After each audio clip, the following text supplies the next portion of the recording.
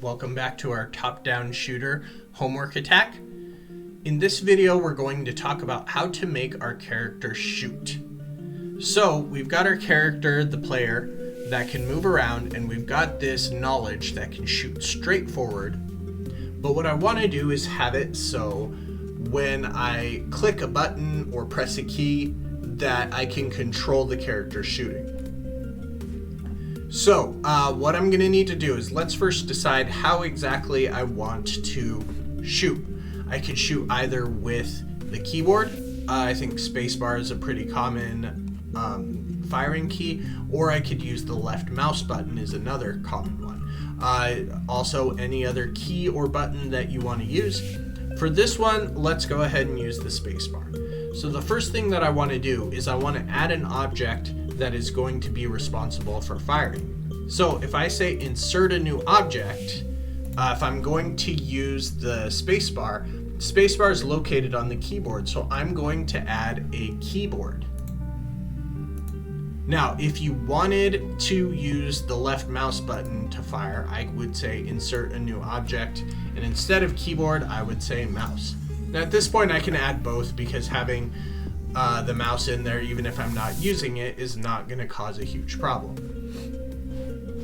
At this point, we're going to go over to our event sheet, which is something that we haven't played with yet. Construct operates off of an event system where we have conditions, and then based on those conditions, there are actions. These are if-then statements where if something happens, then do something else. For our first event, I'm just going to click Add Event, and I'm going to say on the keyboard is going to be the event that starts it. The keyboard, and here are all of the different things that the keyboard can do. I'm going to say when I press a key, so on key pressed. Now it's asking which key are we using, so I'm going to click here, and then it's asking me to press the key that I want to use, so I'm going to use the spacebar. So if I click done, it says keyboard on space pressed. So what this is saying is when you press the spacebar, something's going to happen. The action is what is going to happen. So I do need to fill in something here. When I press the spacebar, what I want to have is the player is going to shoot knowledge.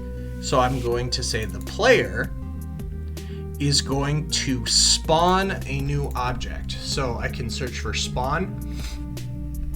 The player is going to spawn another object, and it's saying which object? Well, it's going to spawn the knowledge.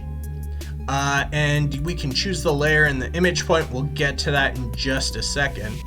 But now I've got all of this down, and if I push play, there's that knowledge that's flying off in the distance, and I'm just going to hit the spacebar, and we see that I can create more of them.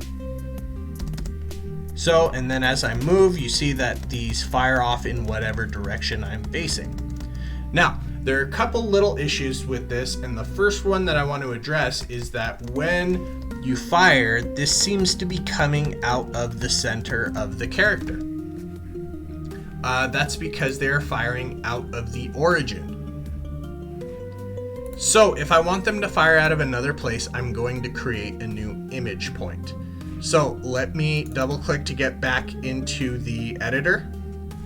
And in order to edit image points, I'm going to click on the edit image points right here. If I right click, I can say add a new image point, and now I'm going to pick where that's going to go. So let's put that image point right at the mouth, and that's going to make it so the knowledge flies out of the mouth. This is image point number 1. So going back to my event sheet, I'm just going to double click here to edit this. I'm going to say that we want to fire out of image point 1 instead of image point 0. So now if I push the spacebar, you'll see that this is a slightly more natural looking scene with the player spitting out knowledge instead of having it just fly out of the center of their head. Now, another good thing to do is to make sure that the projectiles get destroyed when they're not on the screen, because if they're flying out there, they just keep on existing. They're using your computer's memory. So I would say if the knowledge, and I'm going to search for layout, if the knowledge is outside of the layout, then knowledge, we want it to get destroyed. That's just going to make it so our computer doesn't lose a whole bunch of memory. Before we wrap up this video, I want to add one more thing. Let's go ahead and click on one of these, and if I right click on it, it brings up this menu. I'm going to add a comment. Now what the comment is, it's a little note that you can leave that is a reminder to yourself or anyone else who reads the code. So this is really good because it's not actually a part of the programming.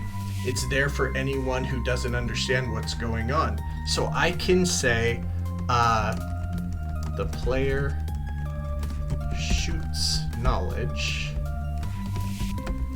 when the spacebar is pressed. And you can make that any comment that makes sense to you. And then let's go ahead and add a comment here. Destroy projectiles when they are no longer on the screen. No, not on the screen, on the layout.